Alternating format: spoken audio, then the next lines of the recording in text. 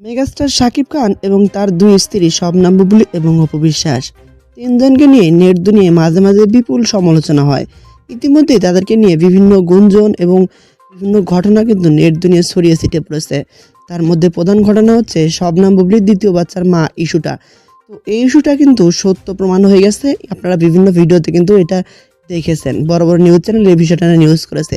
তবে এখানে কথা হচ্ছে, যদি শবনম বুবলীর দ্বিতীয় বাচ্চার মা হয়ে থাকেন তাহলে মেগাস্টার শাকিব খান কাকে আপন করবেন, শবনম বুবলী নাকি মেগাস্টার শাকিব খানের যে প্রথম স্ত্রী অপু বিশ্বাসকে? তবে এখন আবার নেট দুনিয়ায় বিভিন্ন গুঞ্জন ছড়িয়ে ছিটিয়ে পড়েছে। শবনম বুবলীর যে বাচ্চা, সে বাচ্চার বাবা মেগাস্টার শাকিব খান, এটা তো আপনারা প্রত্যেকেই জানেন। কারণ তাদের সাথে তো শাকিব খান যতই তো বলুক যে তাদের মধ্যে ডিভোর্স হয়ে গেছে, তবুও কিন্তু তাদের মধ্যে কথোপকথন কিন্তু চলছে। তো এই বিষয়ে শাকিব খানের মুখ থেকে কিছু কথোপকথন চলুন শুনে আসি আমরা। আর আমি আপনার ছোট ভাইয়ের মতো।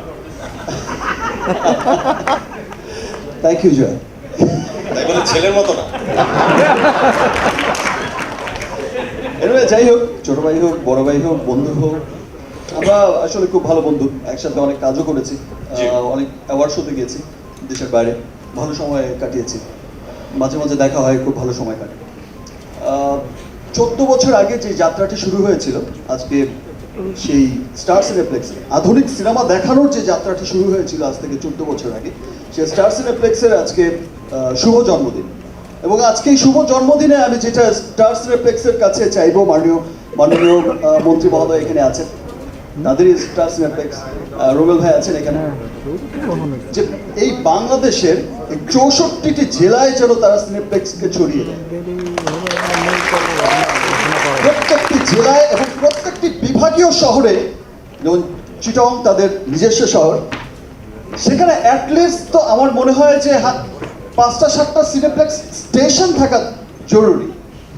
নট অনলি একটা সিনেপ্লেক্স স্টেশন, 5টা-7টা সিনেপ্লেক্স স্টেশন থাকা অত্যন্ত জরুরি। বিকজ মানুষ, আপনারা দেখবেন যে এখন ভালো মানের সিনেমা হচ্ছে, মানুষ সিনেমা দেখতে চায়। সিনেমা হলের পরিবেশের কারণে শুধু মানুষ সিনেমা হলে যেতে পারে না এবং ভালো ছবিটা দেখা থেকে মিস করে। তো আমি স্টার সিনেপ্লেক্সের কর্ণধার যারা এখানে আছেন সবার কাছে আজকের এই তাদের